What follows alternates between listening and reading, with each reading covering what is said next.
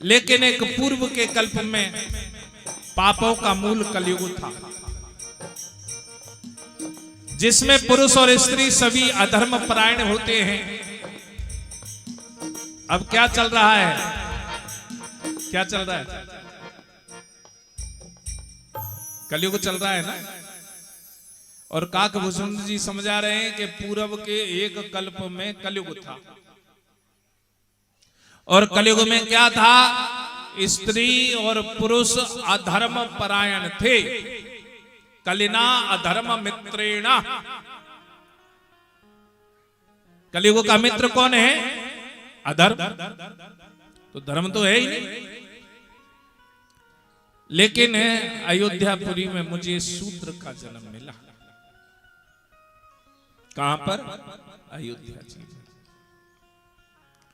मैं मन और वचन कर्म से शिव जी का सेवक था और देवताओं की निंदा करता था, और कोई अच्छा नहीं लगता था, बस शिव जी अच्छे लगते थे। धन मद मत्त परम वाचाला, उग्र बुद्धि उर्दंभ विशाला। देखो, ऐसा जीव बड़ा मुश्किल से होगा जो कोई अपने दोषों को प्रकट करे।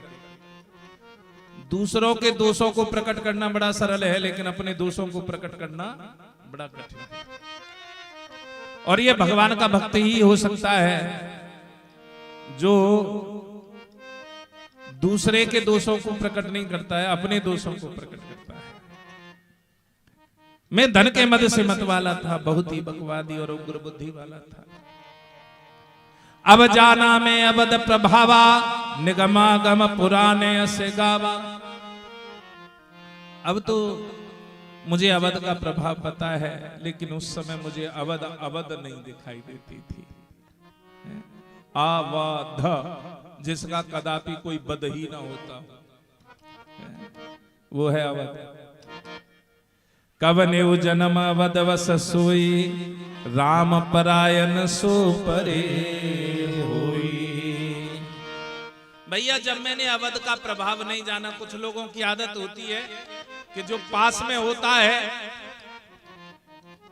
जो पास में होता है उसकी कीमत नहीं समझते, और जब वही वस्तु दूर चली जाए तो उनकी कीमत समझ आने लगती है। और भैया, इसमें मैं अपनी क्या कहूं, कलिकाल ही ऐसा था।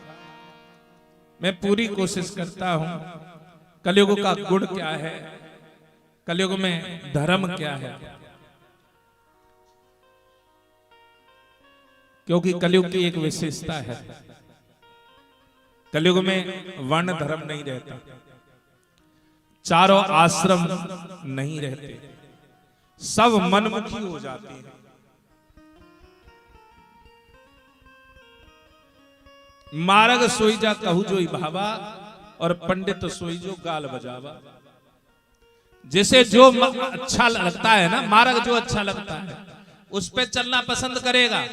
गुरुदेव कितना भी समझाएं, उसे वो मार्ग अच्छा नहीं लगेगा। उसे क्या अच्छा लगेगा? जो मैं कह रहा हूं ना, वो ठीक है, गुरुजी क्या जानते हैं।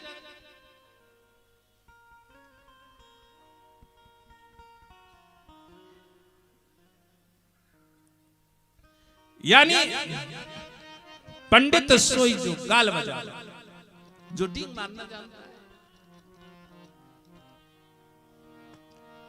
और कलयुग की एक और विशेषता, सोई सयान जो पर धनहारी,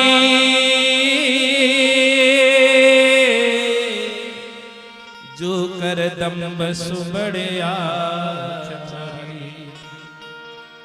कलयुग में सयाना किसी का है जो दूसरे के धन को अपना बना ले,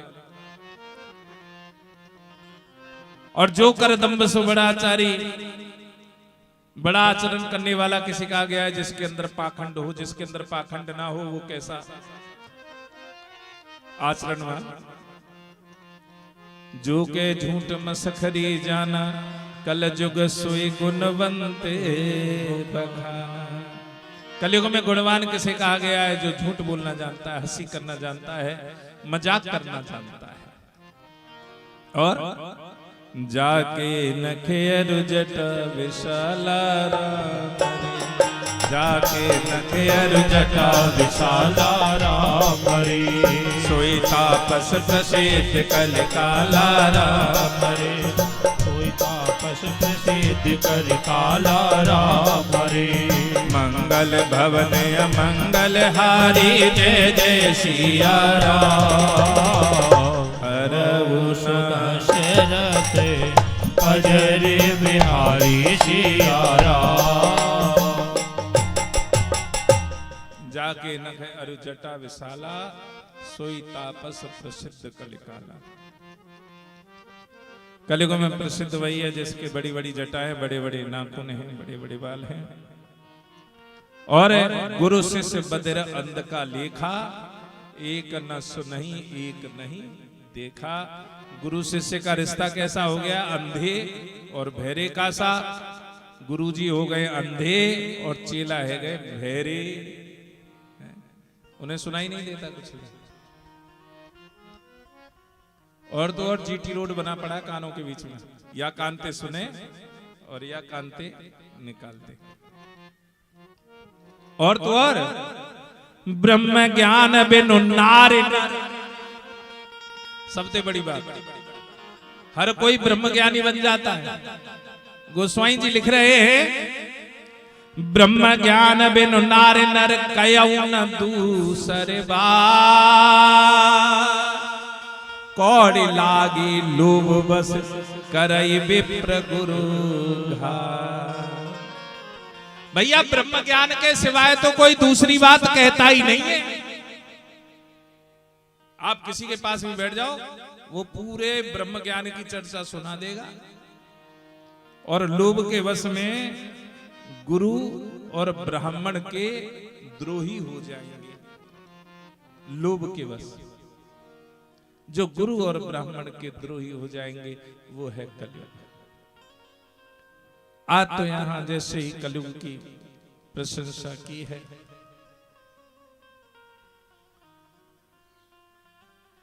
मैं कलप भर एक नरक में पड़े रहने का कार्य कर रहा था। क्यों? नारे मुए ग्रह संपत्ति नासी और मूढ़े मुड़ाए हुए सन्यासी। कलयुग में क्या हो जाता है? जहां धन का अभाव हो तो बाबा जी बन जाओ।